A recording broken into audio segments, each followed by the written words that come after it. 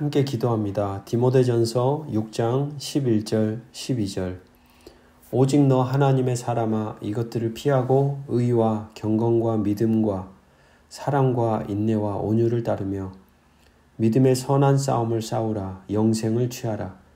이를 위하여 내가 부르심을 받았고 많은 증인 앞에서 선한 증언을 하였도다. 아멘. 하나님의 사람이라고 부르십니다. 믿음의 선한 싸움을 행하며 선한 증인으로 살아가라고 하십니다. 오늘도 목숨을 걸어야 하는 자리에 우리의 존재를 걸고 우리의 시간과 물질과 삶을 쏟아야 하는 자리에 당신의 뜻이 있기를, 그 자리에 섬으로 하나님의 선한 증인으로 살아가길 원하오니 주여 오늘도 우리를 긍휼히 여기시고 성령 안에서 인도하여 주옵소서. 주 예수 그리스도 이름으로 기도합니다. 아멘.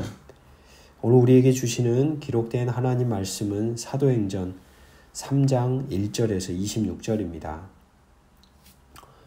오늘 본문은 베드로와 요한이 기도하러 성전에 올라가면서 걷지 못하는 자를 만나게 되며 사건이 일어나고 있습니다. 예수님이 복음서에서 하나님 나라의 도래를 알리는 기적들을 친히 행하셨던 것처럼 두 제자는 적선을 기대하던 거지를 향하여 일어나 걸어라고 명령합니다. 예수 그리스도의 이름으로 즉각적으로 일어나 걷게 하는 기적을 행합니다. 기적적으로 치유함을 받은 이 사람은 기뻐하며 하나님을 찬양하고, 이 일을 지켜보았던 사람들은 하나님이 하신 일을 보고 놀라움을 금치 못합니다. 바로 그러한 사건을 보았던 무리들이 솔로몬의 행각에 모입니다. 베드로는 좀 전에 일어난 기적이 어떻게 일어나게 되었는지,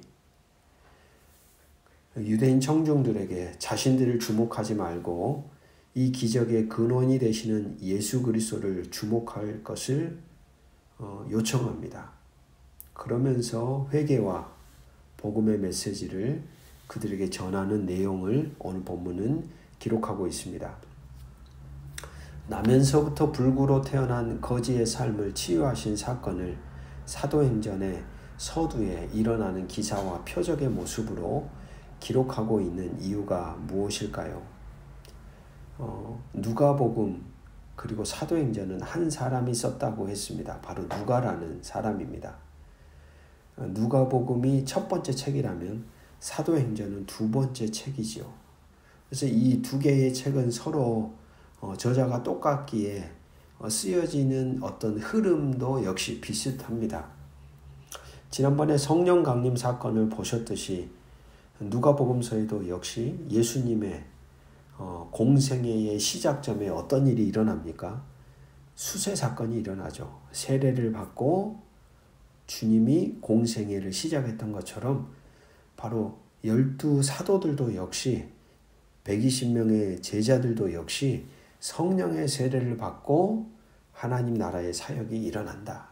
바로 이런 부분들이 비슷하게 반복되어져 나타나고 있는데, 바로 기적을 행하는 사건들도 역시 예수님이 지상 사역 기간 동안에 하나님 나라의 도래를 선포하며 여러 가지 기적을 행하셨던 것처럼 제자들도 예수님의 이름으로 그러한 기적들을 행하고 있음을 보여주고 있습니다.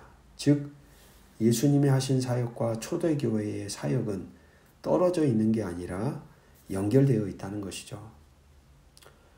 그래서 복음서에 드러난 하나님 나라, 하나님의 통치가 임하였음을 제자들이 행하는 일들 속에서도 그것이 이어져 나타나고 있음을 오늘 사도행전은 말해주고 있습니다. 예수님처럼 제자들도, 그리고 오늘을 사는 우리도 어제 오늘 내일도 영원하신 변함없으신 예수 그리스도를 통하여 하나님 나라를 세워가는 사람들임을 우리는 기억해야 하겠습니다. 일어난 기사와 이적의 사건을 통하여 분명하게 선언하고 있는 것은 십자가에 못 박혀 죽고 부활하신 나사렛 예수가 진정한 구원자이심을 제시합니다. 3장 5절을 보시죠. 그가 그들에게서 무엇을 얻을까 하여 바라보거늘 그 거린이 제자들을 바라보며 이런 질문이 있는 것이죠. 내가 무엇을 얻을까? 여러분, 이 질문이 참 중요합니다. 믿는 사람들을 통하여 주변의 사람들이 무엇이 얻을 게 있을까요? 여러분, 우리를 통하여 무언가가 흘러나갈 선한 것이 우리의 인생 가운데 존재합니까? 사도들이 그와 같은 존재들이었다는 것이죠. 무언가를 얻을 수 있는 사람들, 무언가를 기대할 수 있는 사람들, 무언가를 나에게 득이 되게 하고 나를 새롭게 할 사람들. 바로 이 거린에게는 사도들이 그렇게 비춰졌던 것이죠. 뭔가 영향력이 있는 삶의 흔적을 가진 사람들, 세상이 두려워할 만한 강력한 하늘의 권세를 가진 사람들. 그래서 우리가 세상을 바라보며 두려워하거나 부러워하는 것이 아니라 세상이 믿는 사람들을 바라보며 이런 질문을 일으키는 사람들이 바로 하나님 나라의 백성들이요 성도들입니다. 과연 무엇을 얻을까? 6절 말씀을 보십시오. 베드로가 이르되 은과 금은 내게 없거니와 내게 있는 이것을 내게 주노니 나사렛 예수 그리스도의 이름으로 일어나 걸으라. 여러분, 베드로와 요한에게 은과 금이 없었을까요? 거리는 현상을 유지할 길을 찾았지 구원할 길을 찾지는 못했습니다. 이전에 나왔던 사도행전 2장의 내용을 보면 이런 내용이 있어요. 믿는 사람이 다 함께 있어 모든 물건을 서로 통용하고 또 재산과 소유를 팔아 각 사람의 필요를 따라 나누어 주며. 베드로와 요한에게도 은과 금은 없어도 이 사람의 줄만한 돈은 있지 않았을까요? 그러나 이 사도들은 그것보다 더 소중한, 그것보다 더 본질적인, 그것보다 정말로 이 사람의 인생에 필요한 대상이신 한 분을 그에게 건네고 있습니다. 결국 오늘 우리가 누군가를 섬기는 것도, 오늘 우리가 누군가를 돕는 것도, 오늘 우리가 누군가를 사랑하는 것도, 오늘 우리가 누군가를 용납하고 안아주는 것도, 여러분, 그 모든 그 초점에는 예수 그리스도라고 하는 이 존재를 그들에게 건네주기 위함입니다.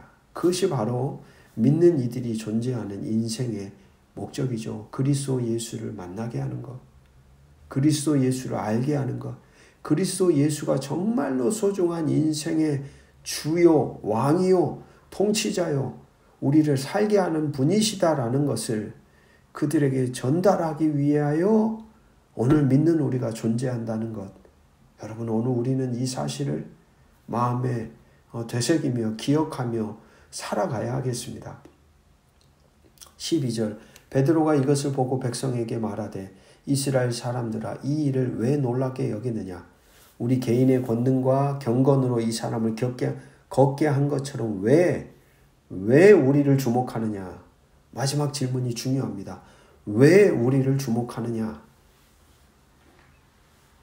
하나님의 일을 행하는 사람들이 늘 기억하고 되새겨야 할 질문이 이겁니다. 왜 우리를 주목하느냐?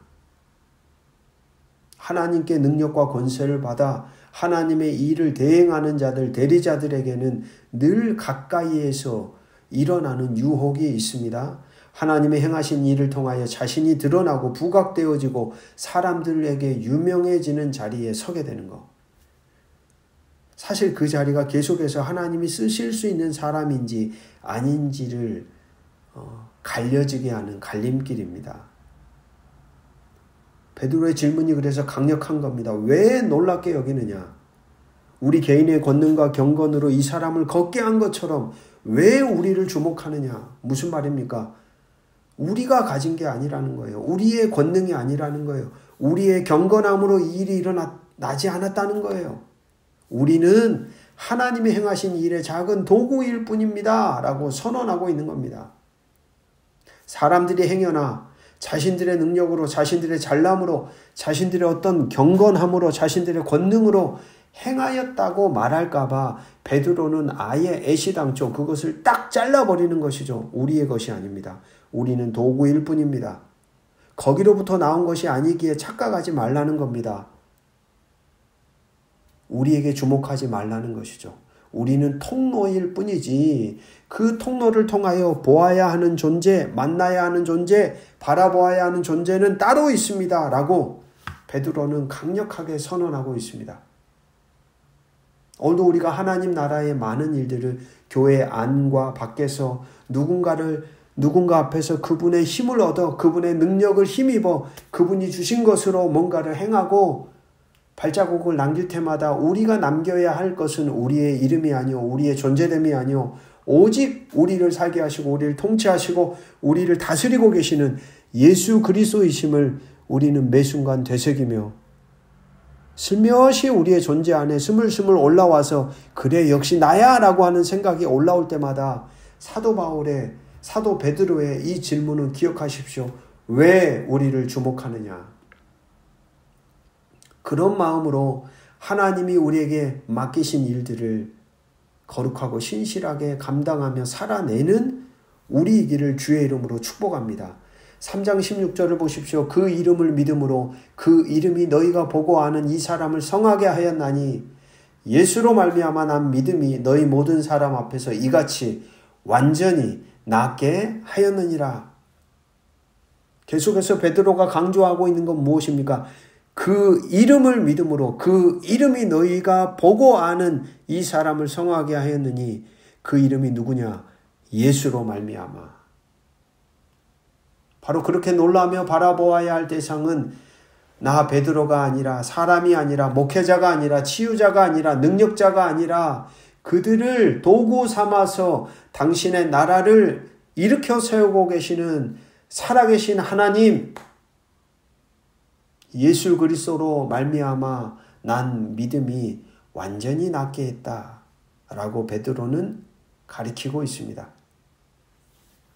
여러분, 우리가 주목해야 하는 분, 우리가 주목하도록 보여주어야 하는 분이 역시 예수 그리스도입니다.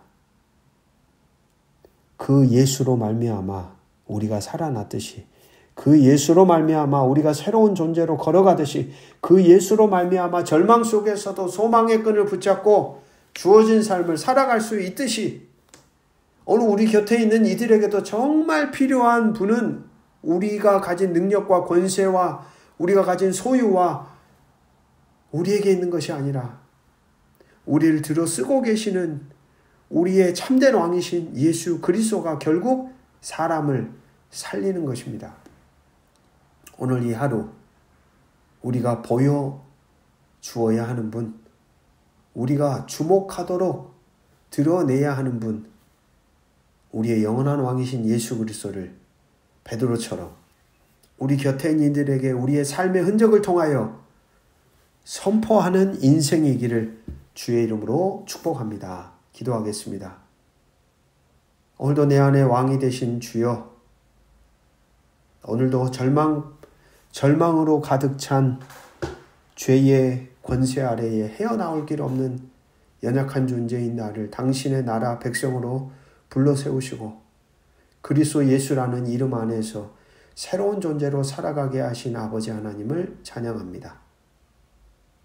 오늘 내 삶의 흔적이 그리스도 예수로 충만하게 하옵소서. 내가 말하고 내가 행동하고 내가 품는 것 하나하나가 예수 그리스도를 온전히 드러내는 복된 인생으로 살아가기를 원하오니 주여 우리의 인생을 사용하여 주시기를 예수 그리스도 이름으로 기도합니다. 아멘.